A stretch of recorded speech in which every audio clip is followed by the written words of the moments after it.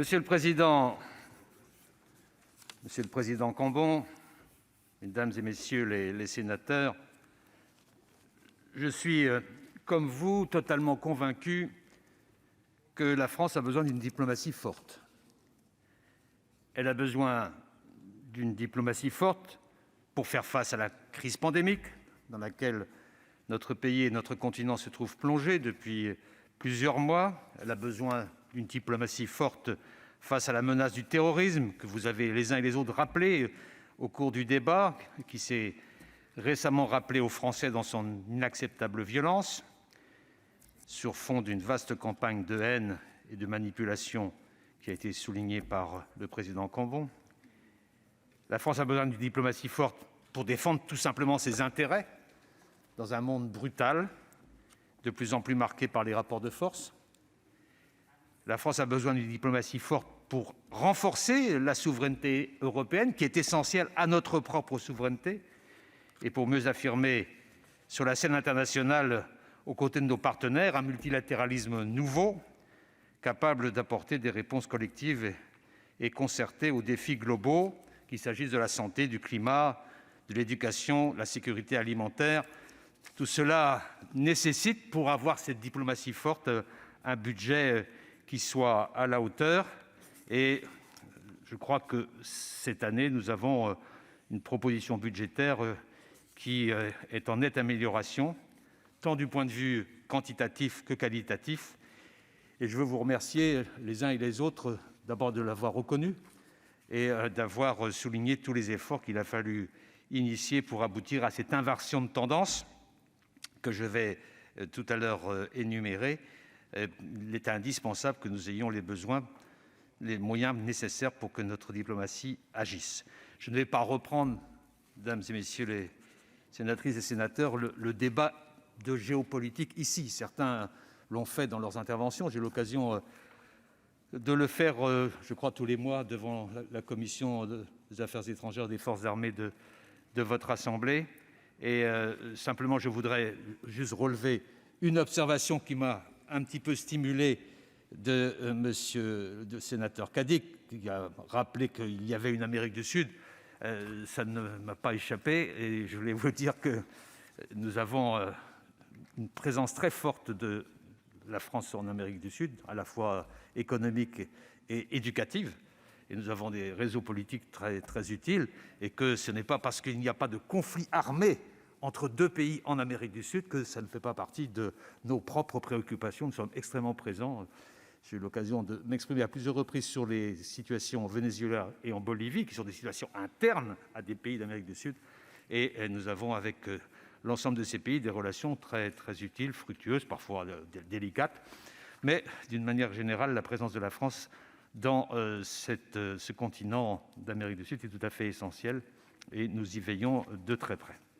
Alors, je vais revenir maintenant, si vous voulez bien, sur les 5 points qui me semblent majeurs dans ce budget 2021. Ils ont d'ailleurs tous été soulignés par les différentes interventions dans le débat de tout à l'heure, mais je vais les reprendre pour une bonne clarification. La première orientation de ce budget, ce sont des moyens nouveaux pour une meilleure efficacité de l'action extérieure de l'État. Moyens nouveaux, d'abord moyens nouveaux humains, puisque pour la première fois depuis 20 ans, mon ministère gardera le même nombre d'emplois. Depuis 20 ans, ça diminuait tous les ans. Et cet exercice budgétaire nous permet de ne pas honorer, si je peux prendre cette expression, les 85 emplois auxquels nous aurions dû renoncer si nous n'avions pas eu cet arrêt d'hémorragie à laquelle vous avez appelé à plusieurs reprises au cours des débats budgétaires antérieurs.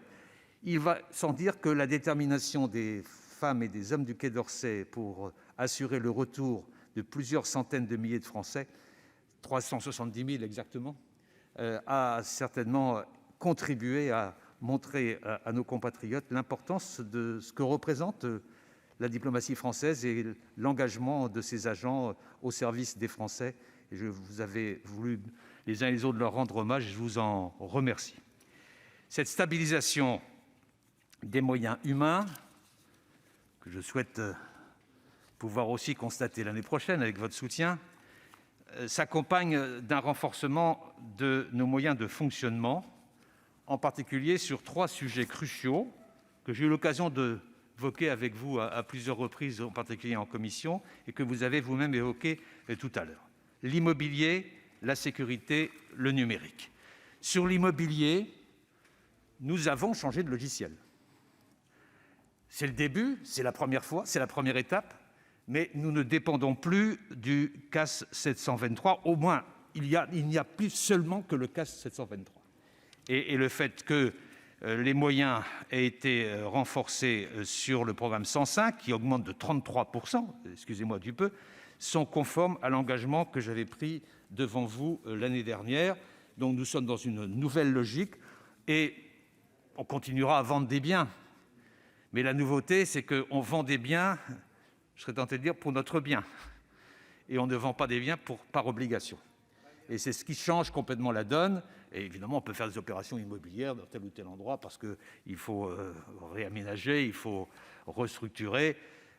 Ça va de soi. Mais sur le fond, nous sommes dans une logique cohérente désormais et avec des moyens nouveaux qui nous permettront d'assurer une qualité immobilière indispensable et d'embrayer cette logique qui nous amenait parfois à envisager de la vente de bijoux de famille, ce à quoi je me suis toujours opposé et je n'ai jamais commis ce type d'acte à ma connaissance. Le deuxième aspect, c'est la sécurité. Plusieurs d'entre vous ont rappelé l'importance, dans le contexte actuel, surtout après les 2 attaques de Djeddah, l'importance de la sécurité des postes à l'étranger. Une augmentation significative de ces moyens, des moyens pour cela. Et donc je voulais, en particulier M. Le Gleut qui m'a interpellé sur ce point, je voudrais confirmer que le plan quadriennal de sécurisation de nos ambassades et des lycées français, dont la mise en œuvre avait pris un peu de retard en raison de l'impact de la crise de la Covid, sera achevé en 2021 pour les ambassades et en 2022 pour les lycées. Mais d'importants progrès ont déjà été accomplis. À ce jour, 100% des emprises en pays en crise ont déjà été renforcées et sécurisées. Et nous allons aussi permettre à l'AEFE d'assurer le renforcement de sa sécurité par un rebasage de 9 millions d'euros de la subvention pour permettre de finaliser l'ensemble des travaux. Et je peux vous assurer que je suis très, très vigilant sur ce point. Dans chacun de mes déplacements, je vérifie l'état de la sécurité de nos emprises et de nos compatriotes pour m'assurer que tous les moyens au maximum sont mis en œuvre pour assurer cet enjeu. Et puis, le troisième aspect dans les moyens nouveaux, c'est le numérique. Et face aux défis mis en lumière par la crise sanitaire, le ministère investira l'an prochain 9 millions supplémentaires, soit plus 22 %, dans la numérisation de ses activités, ce qui correspond à un triple besoin. Un besoin de sécurité, pour nous sécuriser face aux attaques en raison de la nature même du réseau informatique. Un besoin technique, il est urgent de renforcer nos outils de mobilité et de communication. Enfin, un besoin de modernisation du service que nous rendons à nos usagers en développant nos applications. Nous simplifions les démarches administratives des Français. Ça, c'est la première orientation, des moyens nouveaux, des moyens renforcés, des moyens plus performants. La deuxième orientation de ce budget, c'est de poursuivre notre engagement en faveur du multilatéralisme. C'est en particulier l'affectation des 2/3 du crédit du programme 105 qui sont affectés aux contributions européennes et internationales obligatoires. Et je voulais simplement vous faire remarquer à ce sujet une décision significative et symbolique que nous avons prise en raison de la baisse de l'euro face au dollar. Nous avons eu des disponibilités financières supplémentaires par rapport à nos engagements auprès des Nations unies en particulier, puisque l'essentiel de ces crédits marque notre contribution aux Nations unies, y compris d'ailleurs les opérations de maintien de la paix. Mais nous avons voulu que la marge ainsi dégagée soit significative de notre soutien au multilatéralisme dans le domaine de la sécurité internationale. Et nous avons, à cet égard, financé davantage l'Organisation pour l'interdiction des armes chimiques et l'Agence internationale de l'énergie atomique, et aussi le Fonds de consolidation pour la paix, pour marquer que dès que nous avons des disponibilités supplémentaires, nous faisons des engagements concrets en faveur du multilatéralisme. La troisième priorité de mon ministère, c'est d'appuyer, dont ce budget témoigne, c'est le renforcement de notre action consulaire.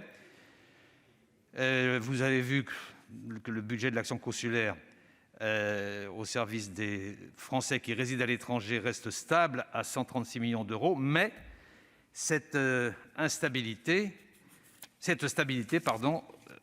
masque l'effort important financier qui a été engagé en 2020 pour répondre aux conséquences économiques et sociales de la crise de la Covid-19 pour les Français de l'étranger. Je vous rappelle que 200 millions d'euros additionnels ont été mobilisés, débloqués par le Parlement en fin juillet pour apporter à nos compatriotes à la fois le sécours de sécurité pour 50 millions d'euros, le renforcement des bourses scolaires, une aide exceptionnelle de subventions supplémentaires pour aider les familles à faire le choix de l'enseignement français à l'étranger, et enfin 50 millions additionnels sur le programme 823 sous forme d'avance de France Trésor pour aider nos établissements. Je voudrais à cet égard faire une observation, parce que j'ai été sollicité sur ce point concernant la mobilisation des 50 millions d'euros d'aide sociale. Oui, c'est vrai que les critères au départ, qui étaient des critères transposés des critères qui étaient utilisés en France pour l'aide sociale, n'étaient pas significatifs des réalités vécues dans les différents pays, parce qu'il y a des variations selon les différents pays, et parce qu'il fallait bien trouver des règles, des normes, et nous avons adapté ces normes, et dès que j'ai pu sentir que ça ne suffisait pas, il y a eu d'autres orientations qui ont été données pour permettre une meilleure mobilisation de ces crédits, ce qui fait que certes, il n'y a eu que 5 millions d'euros de dépensés sur les 50 millions affectés, mais il y a une progression tout à fait considérable depuis 3 mois, depuis que nous avons modifié les dispositifs et que les commissions d'affectation ont pris en compte cette nouvelle donne, ce qui fait que votre préoccupation de faire en sorte qu'on puisse garder un montant significatif en report de crédit, c'est une préoccupation que je partage et j'espère que nous pourrons aboutir à ce résultat. Néanmoins, les moyens de l'aide sociale seront à budget constant renforcés de 17% en 2021 par rapport au budget initial de 2020. Nous sommes donc dans cette logique-là de grande attention à la situation de nos compatriotes à l'étranger. Ce budget, puisque je suis toujours dans la dimension consulaire, ce budget permettra aussi la modernisation de notre action consulaire grâce à une dématérialisation accrue des démarches administratives. Madame Conway-Mouret a appelé mon attention sur le vote par Internet qui se concrétisera effectivement en 2021. Nous allons tout faire pour que ce soit efficace et éviter les pénalisations que vous évoquiez.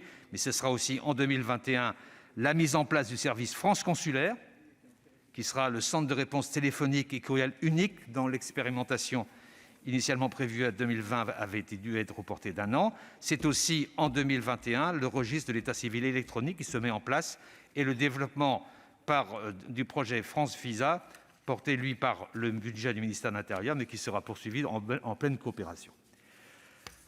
La quatrième orientation concerne la diplomatie d'influence.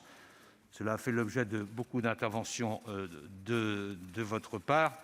Et je voulais simplement reprendre quelques observations qu'avait initiées, entre autres, M. Kern sur les enjeux de la consolidation de notre diplomatie culturelle, mais aussi les rapporteurs des finances, de la commission des finances, pour souligner notre détermination à garantir la diplomatie culturelle, parce que c'est un élément essentiel de l'influence, c'est un élément central de notre diplomatie globale. Et j'ai eu l'occasion de dire à plusieurs reprises, il n'y a pas de soft power et de hard power, tout est maintenant dans le cadre de la lutte d'influence et de la compétition entre les différentes puissances, d'où l'importance de garantir les 3 priorités que nous avons initiées dans le domaine de l'influence. C'est à la fois la promotion de la langue française et l'impulsion d'une nouvelle dynamique de développement de l'enseignement français à l'étranger. C'est le rayonnement culturel et artistique, notamment par le renforcement de la diffusion et de l'exportation de nos industries culturelles et créatives. Et c'est, troisièmement, la mise en place de partenariats universitaires et scientifiques. C'est sur ces 3 thèmes que nous nous mobilisions. Je voudrais donner une précision, puisque Plusieurs d'entre vous m'ont interrogé sur le dispositif ANEF, qui a été discuté, remis en cause, modifié récemment, et les craintes que vous évoquiez sur les risques de ne pas trouver des soutiens et des garanties suffisantes pour les établissements concernés. Je ne partage pas ce point de vue, mais comme c'est très technique, je vais vous écrire pour vous préciser les dispositions qui ont été mises en place pour permettre de garantir néanmoins le développement de l'enseignement français à l'étranger. À cet égard, je voudrais aussi préciser, puisque m'a interrogé sur ce point M. Vallini concernant le Liban. Nous avons fait un gros effort pour le Liban, il a pu lui-même le constater, et il y a au Liban 330 écoles françaises, c'est énorme, et il faut garantir la permanence et le renforcement. Et concernant l'aide spécifique sur les écoles chrétiennes, ils seront prolongés en 2021. Voilà, mesdames et messieurs les sénateurs, les points majeurs que je voulais souligner auprès de vous. Voilà comment aussi nous comptons employer ces moyens renforcés pour apporter des réponses diplomatiques avec l'ensemble de nos partenaires à toutes les grandes questions internationales qui engagent aujourd'hui le quotidien des Français, mais qui engagent aussi l'avenir de notre pays. Je vous remercie de votre soutien et de votre attention.